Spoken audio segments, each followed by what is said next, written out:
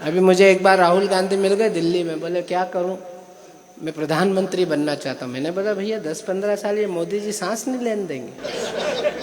तो बोले फिर, वो मैंने कहा ये हटेगा तो मोटा भाई आ रहा है, 10-1 साल वो रांधेगा, और वो हटेगा तो बाबा जी बैठ ही गया है बुलडोजर पे, वो कोई कंडे थापने आया है क्या?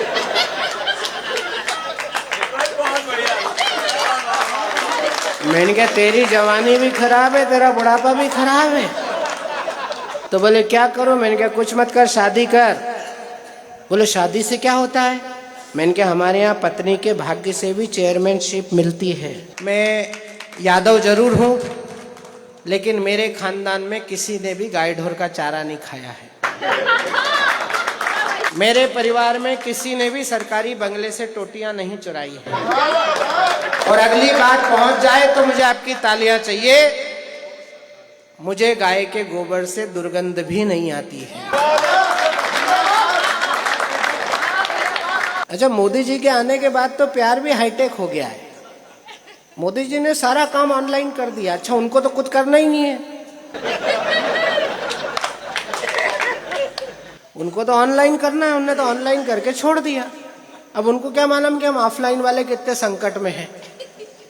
मोदी जी के बाद प्रेम भी ऑनलाइन हो गया। मंडे को मन चला और मन चली का मेल हुआ, ट्यूसडे को ट्यूनिंग में हुई तकरार है, वेडनेसडे को चैटिंग हुई, थर्सडे को डेटिंग हुई, फ्राइडे को माल संस्कृति में खोया प्यार है। ना ही कोई नैन लड़े, ना ही प्रेम पत्र पढ़े, ना ही इजहार इकरार इनकार है। सैटरडे को रेकिंग हुई, संडे को ब्रेकिंग हुई, वीकेंड की क्लोजिंग में खत्म हुआ।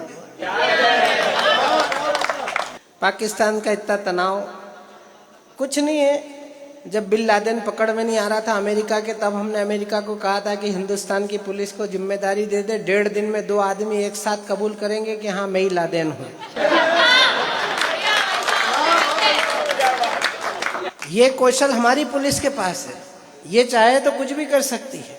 1947 में ये देश का बंटवारा हुआ था, पाकिस्तान बनाया था मुसलमानों के लिए। फिर भी कुछ मुस्लिम भाई यहीं पर ही रुक गए। वो भाग्यशाली हैं जो यहाँ रुक गए, वो जूते खा रहे हैं जो वहां गए थे। क्या बात है, क्या बात है। मैं सिद्ध करूंगा, वो कर दूं तो फिर आपकी तालियां चाहिए। 79 सालों में उनका अब्दुल अभी भी कश्मीर में घुसता हुआ मारा जा रहा है, और हिंदुस्तान में रहने वाला अब्दुल कलाम बनकर पूरी दुनिया में पुजा रहा है। हमने हिंदू मुसलमान में भेद नहीं किया, लेकिन जब हिंदुस्तान के अंदर भारत मुर्दाबाद और पाकिस्तान जिंदाबाद सुनते हैं तो ये कहने का मन होता है कि गांधी के इस देश में भी वो समय अब आ गया है, गोलियों की भाषाओं से बात होनी चाहिए। लाड़ प्यार तो बहुत जता चुके हो इनसे, अब सीधे सीधे साफ साफ बात होनी चाहिए। चाणक्य के बेटे हो ये भूलते हो काहे साथी, चोटी में स्वाभिमान की गठान होनी चाहिए। इस पार रह के उस पार की जो जय बोले, उनसे 2-2 हाथ मुलाकात होनी चाहिए।